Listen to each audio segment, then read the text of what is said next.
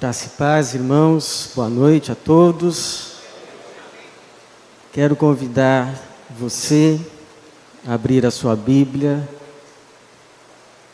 em Atos dos Apóstolos, capítulo de número 8. Nós vamos ler a partir do versículo de número 1. Atos, capítulo de número 8, a partir do versículo de número 1. Atos que está logo após o Evangelho de João, capítulo de número 8, a partir do versículo de número 1. No mesmo dia, levantou-se grande perseguição contra a igreja que estava em Jerusalém. Todos, exceto os apóstolos, foram dispersos pelas regiões da Judéia e Samaria. E alguns homens piedosos sepultaram Estevão e lamentaram muito por ele. Saulo, porém, assolava a igreja, entrando pelas casas, arrastava homens e mulheres e os colocava na prisão. No entanto, os que foram dispersos iam por toda a parte anunciando a palavra. E descendo à cidade de Samaria, Filipe passou a pregar-lhes Cristo. Unânimes, as multidões escutavam atentamente as coisas que Filipe dizia, ouvindo e vendo os sinais que ele realizava. Pois os espíritos impuros saíam de muitos possessos, gritando muito, e vários paralíticos e aleijados foram curados. E houve grande alegria naquela cidade. Obrigado, Jesus. Obrigado pela Tua palavra que é viva e é capaz de dar vida à nossa vida. Vida como igreja, vida como povo Teu aqui na terra, ainda, mas aqui na terra, diante de uma missão que nos foi dada por Ti, de fazer conhecido o Teu Evangelho. Que o Senhor nos capacite esta noite a ouvir e entender, receber a Tua palavra santa e que ela produza em nós o fruto da salvação, pelo qual nos foi enviada esta noite, para a Tua glória e para o louvor do Teu santo nome e para o nosso bem. Amém. Você sabe que nós estamos como igreja no mês de campanha missionária, campanha de missões nacionais, onde temos o intuito, o objetivo de levantar recursos a fim de abençoar o Brasil.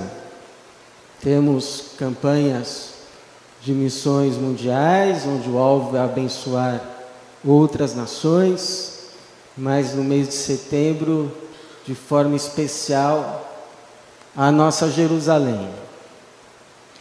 E é claro que numa campanha como essa, onde temos um alvo, alguns, devido às suas dificuldades, possam se perguntar, mas precisa mesmo?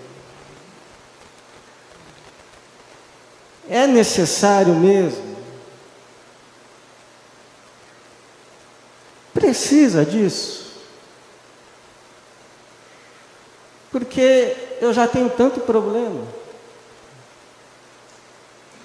Eu já tenho tanta conta para pagar. Por que eu deveria? Já tenho tantas dificuldades.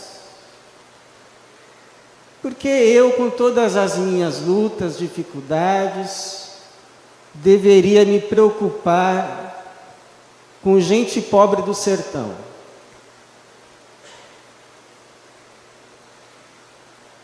Por que eu deveria me preocupar com a evangelização de ribeirinhos que moram na Amazônia?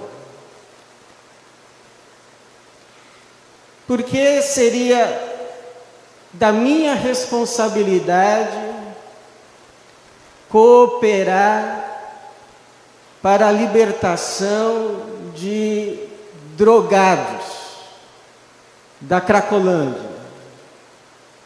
Essas coisas não deveriam ser, ou pelo menos a maioria delas, responsabilidade do governo? Então, o livro de Atos dos Apóstolos pode nos dar algumas respostas. Você sabe também que o livro de Atos dos Apóstolos é considerado por muitos a continuação do Evangelho de Lucas.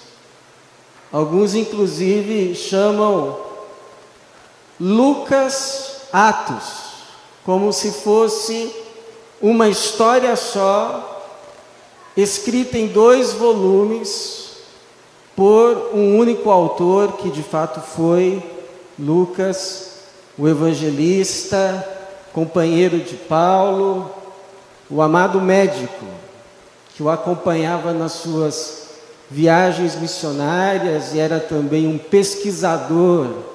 Ele levantava as informações a respeito de como foi a vida de Jesus e foi testemunha ocular de muitas das viagens missionárias do apóstolo Paulo. Então, no Evangelho de Lucas, ele conta como Jesus levou o Evangelho da Galileia até Jerusalém. Esse é o objetivo do Evangelho de Lucas.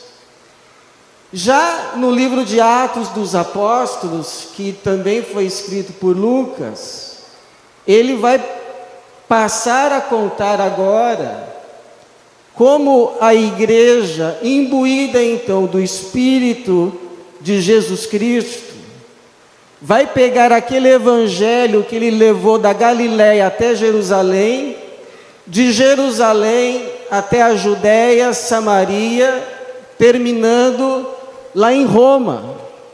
O livro de Atos dos Apóstolos termina com Paulo preso em Roma. Mas termina-se o livro dizendo que Paulo pregava com toda a liberdade, ou seja, ele estava preso, mas a palavra não. Termina-se então a narrativa, termina-se então os 2 volumes escritos por Lucas, mas a história continua. Porque aqueles que continuam recebendo do Evangelho, continuam também o levando. Tanto é que este Evangelho, uma hora vai chegar na Inglaterra. Não vai ficar só lá em Roma. Vai chegar uma hora nos Estados Unidos da América. Vai chegar levado por aqueles que o receberam e se sentiram comissionados, uma hora também na África. Vai chegar esse evangelho por aqueles que o receberam e se sentiram comissionados, uma hora também no Brasil. Vai chegar esse evangelho por aqueles que o receberam e o continuaram levando, uma hora a mim e a você. O Evangelho chegou. Esse Evangelho que começou a ser anunciado lá por Jesus na Galileia, até Jerusalém, pela igreja, até Roma e depois pela continuação da história, até nós, chegou, está aí, está agora nada mais, nada menos que esse Evangelho que um dia nos salvou e salvou tantos, e por isso tem uma história aí de salvação para ser contada há 2 milênios, chegou e está agora nas nossas mãos. Está nas minhas mãos. Está nas tuas mãos. Está nas nossas mãos como a igreja do hoje. Pergunta então, o que a gente faz com esse Evangelho que chegou agora às nossas mãos? Ora, o que os demais fizeram. Chegou às nossas mãos e nós o continuamos levando. Porque não somos menos comissionados, nos sentimos também comissionados a pegar esse bastão que recebemos e também entregar a outros para a bênção de outros. Pelo menos esse é o Espírito de Jesus. Então a pergunta que fica é, como nós como igreja de hoje, que recebemos esse Evangelho de ontem, e somos comissionados a levá-lo para que ele continue e chegue também amanhã, a outros, a outras gerações que também continuem contando esta história, como que a gente dá cabo dessa missão? Quais são as diretrizes que a palavra de Deus nos dá para que a nossa geração, que tem no momento hoje o Evangelho nas mãos, não falhe? Então a primeira verdade é que essa missão de levar o Evangelho, as boas novas da salvação em Cristo Jesus, não é realizada ou feita aqui ou ali,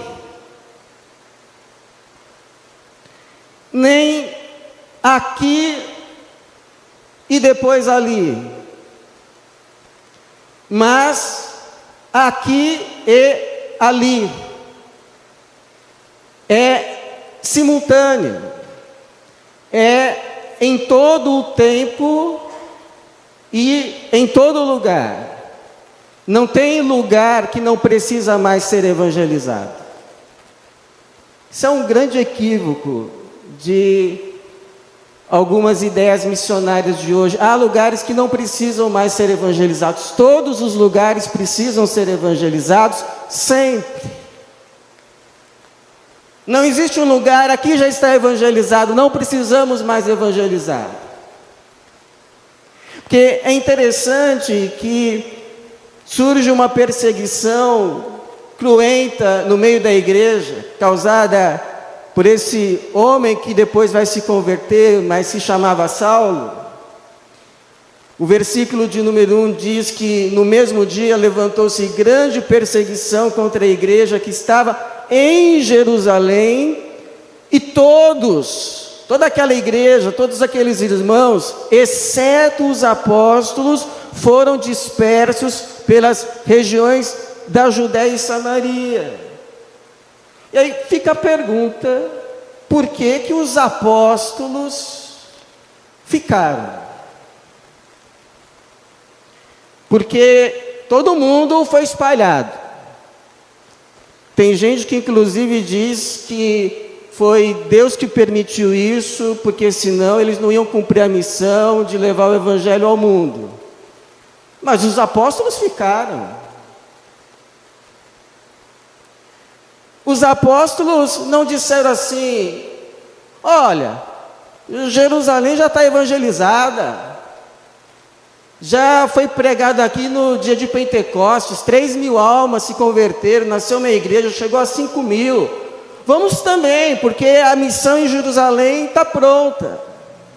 Não, eles ficaram porque Jerusalém passa a ser o lugar mais perigoso para um cristão ficar, e eles então decidem ficar porque Jerusalém não poderia ficar sem testemunho. Jesus não disse: olha, vocês serão as minhas testemunhas em Jerusalém, ou na Samaria, ou depois na Samaria, depois na Judéia, e depois nos confins da terra, mas vocês serão as minhas testemunhas em Jerusalém, na Judéia, na Samaria, e até os confins da terra, porque o lugar onde deixar de ter testemunho hoje, passa a ser campo missionário amanhã. O lugar onde se parar o testemunho, a pregação e a vivência do Evangelho hoje, amanhã vira campo missionário. Como é, por exemplo, o caso da França. Foi o primeiro país a enviar pastores para o Brasil, lá na Baía de Guanabara. Naquele projeto que a França tinha de ter uma colônia, a França Antártica, Calvino enviou pastores para cá. E hoje é uma terra com falta de pastores.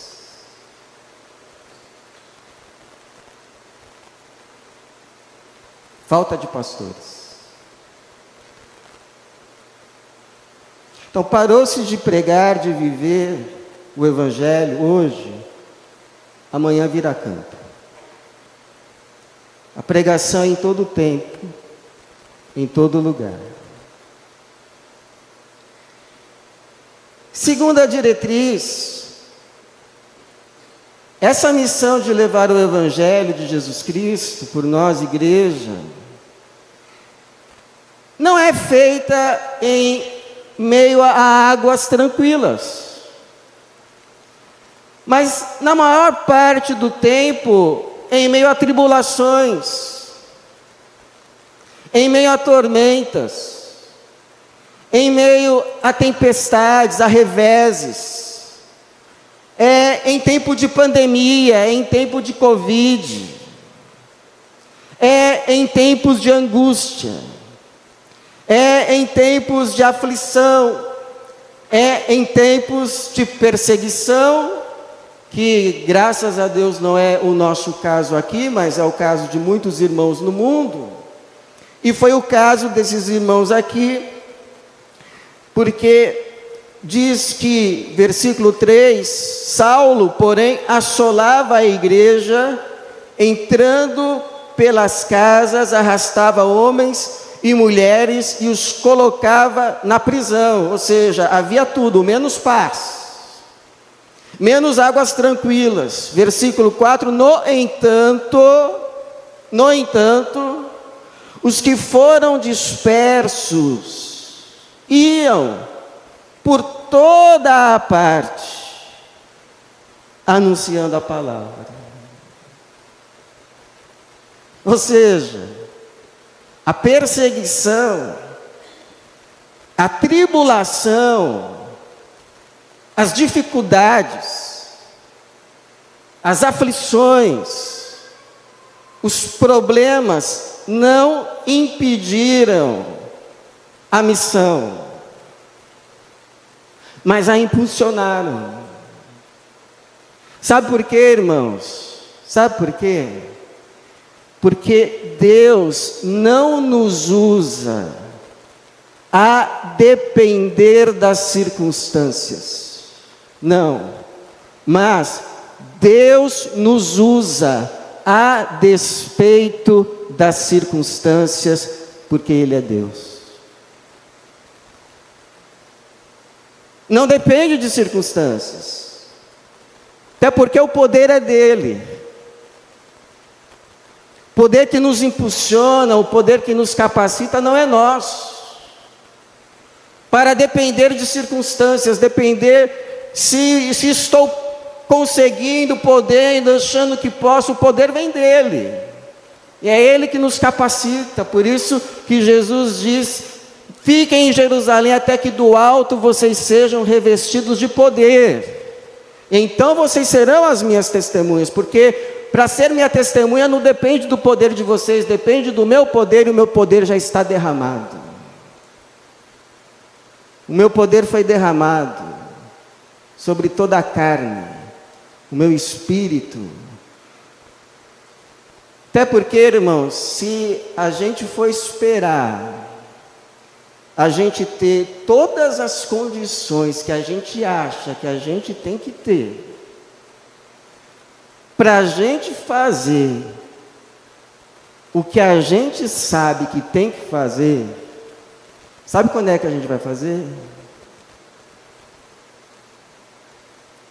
Se a gente ficar esperando ter bom tempo, para a gente fazer aquilo que a gente sabe que Deus está confiando nas nossas mãos, para a gente ir fazer, no nome dEle, não no nosso poder, mas no poder dEle.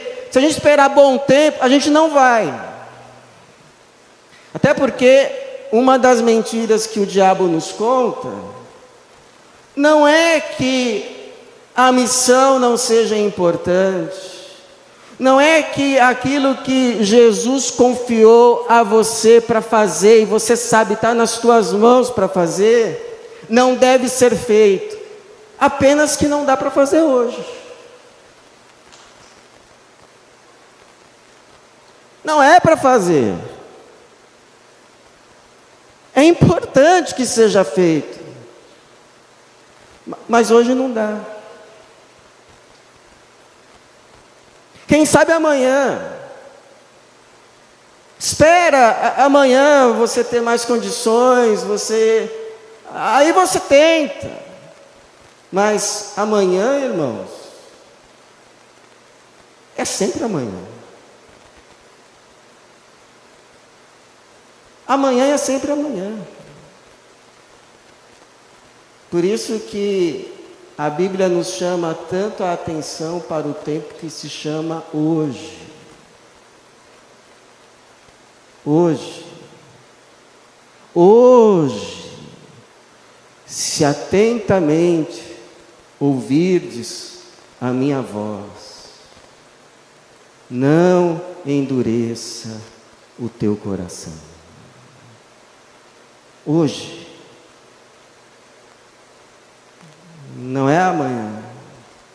E como diz o Salmo 126, 5, os que semeiam com lágrimas, hoje, tempo presente, semeiam, os que semeiam com lágrimas, cegarão, tempo futuro, com cânticos de alegria.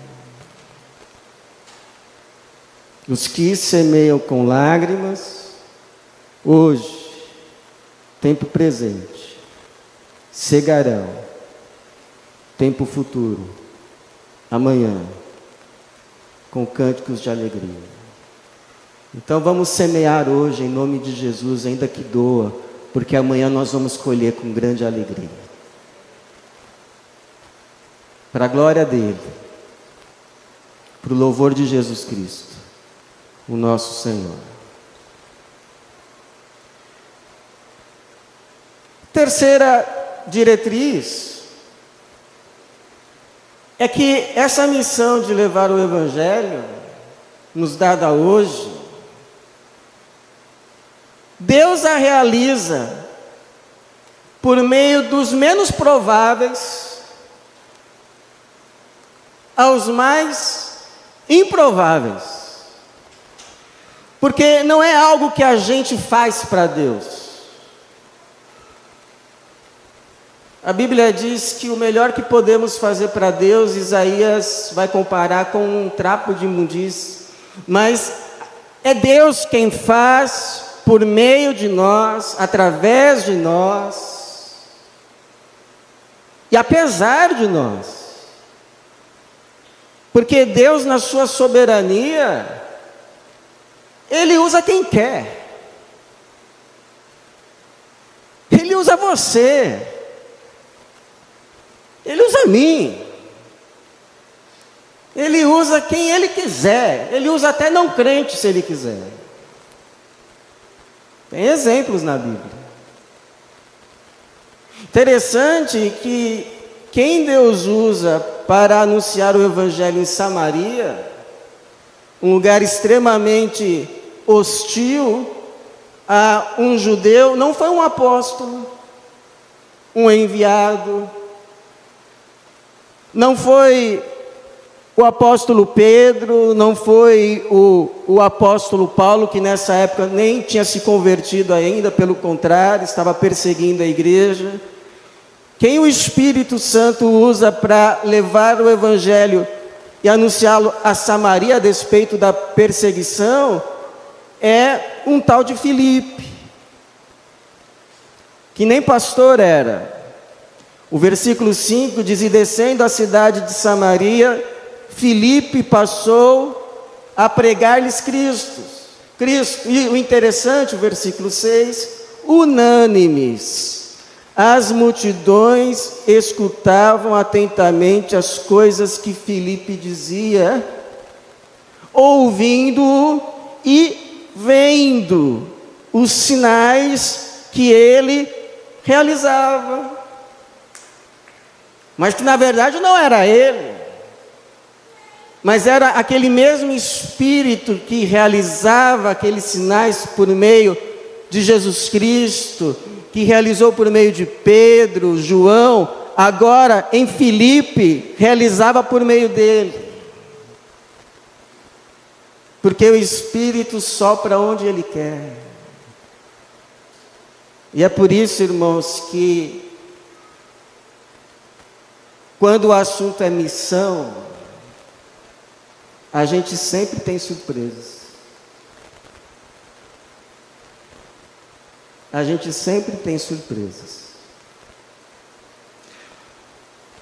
Porque a gente acha que quem vai derrubar o Golias é o Eliabe. Mas Deus acaba usando o Davizinho. A gente acha que quem vai se converter é o fulano, que a gente olha assim para ele e a gente diz assim: só falta aceitar Jesus, porque o resto tem uma vida melhor que muito crente, mas o sujeito tem o coração duro, não se entrega nunca. E o fulano, o Beltrano, que a gente nem imagina, nem passa pela cabeça, que um dia a gente vai encontrá-lo no céu, o sujeito se converte. E aí a gente vai contar a notícia: você não acredita quem se converteu?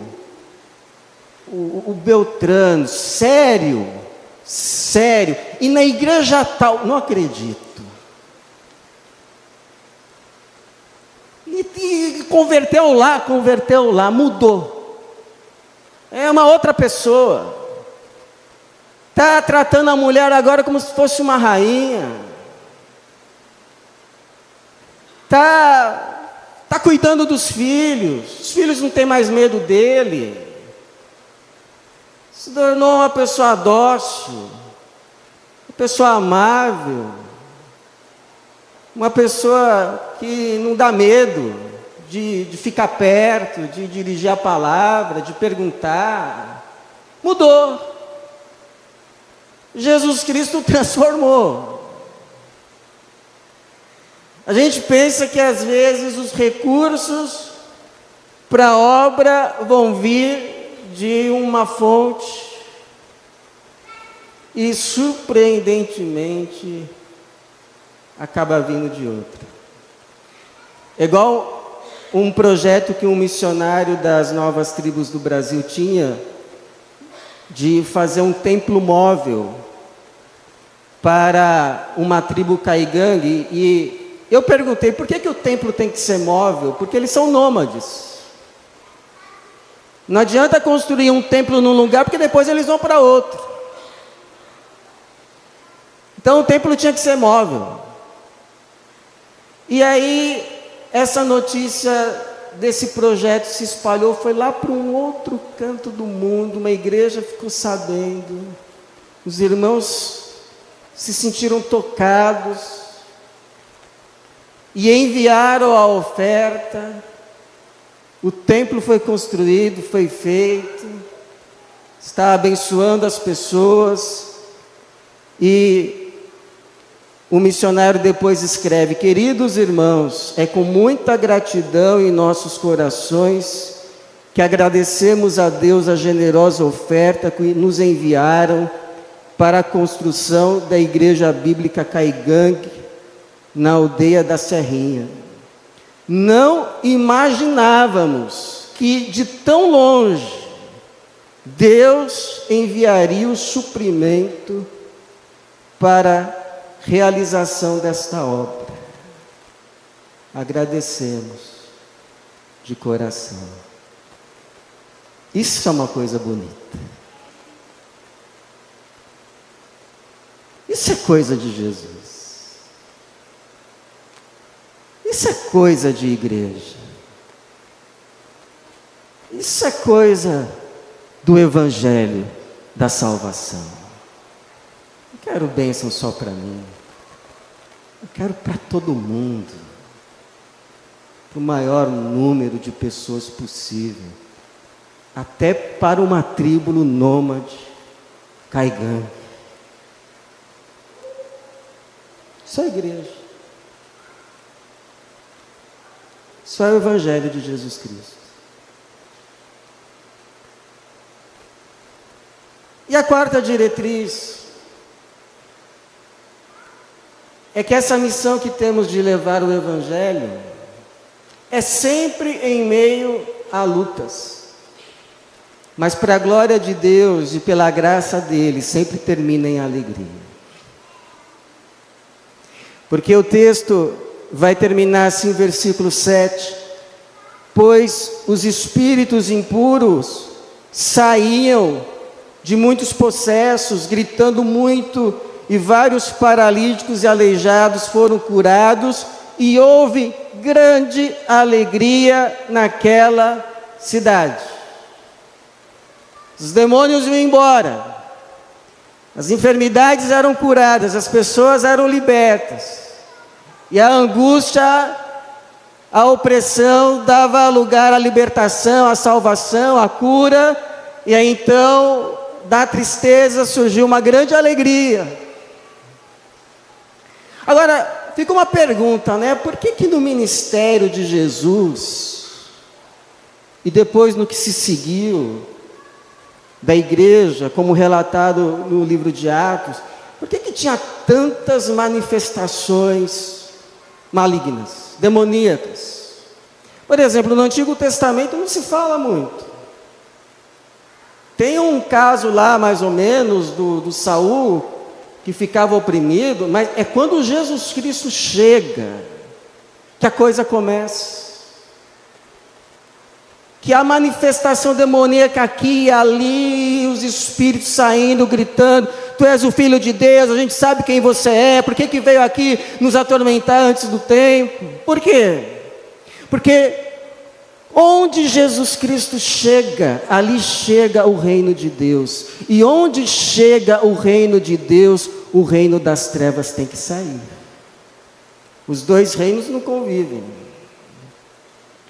Só que o reino das trevas não quer sair, estava lá escondido, estava lá disfarçado, mas chegou o reino de Deus, aí esperneia, aí se manifesta, aí se opõe, não quer sair, mas tem que sair. E sai. Porque o reino das trevas tem algum poder. Algum poder. Ainda sob a permissão de Deus. Mas Jesus Cristo, o Senhor, tem todo o poder no céu e na terra. Toda autoridade me foi dada nos céus e na terra. Portanto, vão e façam discípulos de todas as nações.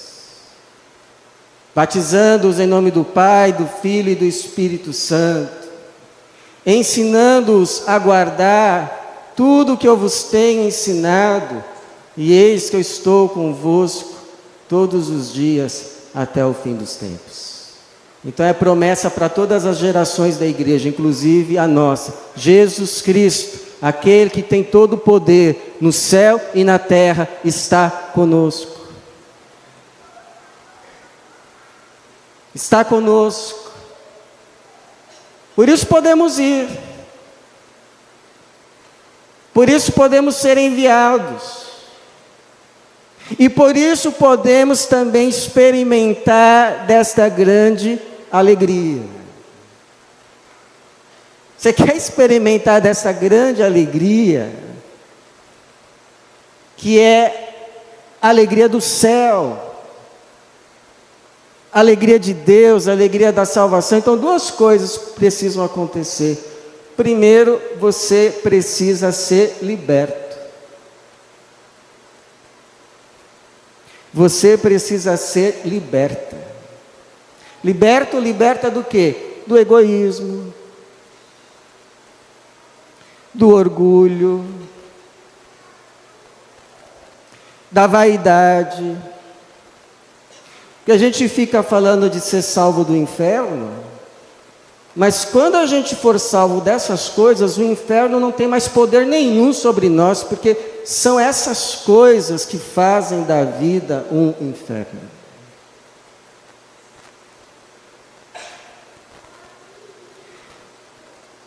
Então, quando a gente é liberto, o céu entra. Entra a generosidade, entra a bondade, entra a humildade, se manifesta a solidariedade, o estender da mão, a graça e o amor de Jesus. E aí a alegria vem. E não é pouca não, viu? É muita alegria. É grande alegria. Por isso, segundo, você precisa servir a Jesus. Você precisa servir a Jesus. É isso que de fato preenche e realiza, porque Ele é o alvo de todas as coisas. Dele, por Ele e para Ele são todas as coisas, a Ele seja a glória para sempre. É o que Paulo vai dizer lá em Romanos 11. Dele, por Ele e para Ele são todas as coisas, a Ele seja a glória para sempre. Eu lembro quando a gente trabalhava com evangelização numa comunidade e havia muitas manifestações malignas. Acontecia. As pessoas eram libertas. E aí à noite a gente fazia o culto. E muitas daquelas pessoas vinham. E o culto era visitado assim com uma alegria. O culto era visitado pelo céu. E a gente não sabia quem é que estava mais alegre. Se eram aquelas pessoas que tinham recebido a salvação, ou se era a gente pelo privilégio de poder estar participando de tudo aquilo. Por isso que o Paulo vai dizer que são palavras de Jesus: há maior felicidade em dar do que em receber. Enquanto você viver para receber, a alegria vai fugir de você. Quando você viver para dar, a alegria vai te alcançar. Ela vai te agarrar. E ela nunca mais vai querer desagarrar de você. A alegria de Deus, a alegria do céu.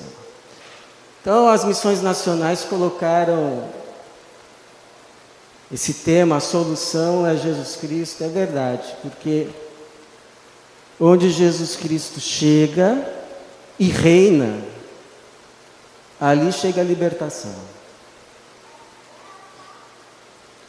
Onde Jesus Cristo chega e reina, ali chega salvação. Onde Jesus Cristo chega e reina, ali chega a cura. Onde Jesus Cristo chega e reina, ali chega a alegria. E esse sentimento que esteve no coração de Jesus, agora está no coração da igreja dele. Esse desejo de repartir, esse desejo de compartilhar, de dar aquilo que de graça recebeu de Deus. Porque o desejo de Deus não é abençoar uma família, duas famílias, as famílias da igreja. Mas segundo Gênesis 12, 3, o desejo de Deus é abençoar todas as famílias da terra. Todas, sem exceção. E tem a sua igreja como principal instrumento. Por isso que o versículo central de Atos é 1:8. Jesus dizendo: e vocês serão as minhas testemunhas em Jerusalém, Judeia, Samaria e até os confins da terra. Que o Senhor nos ajude no cumprimento dessa missão. Em nome dele e para a glória dele. Amém.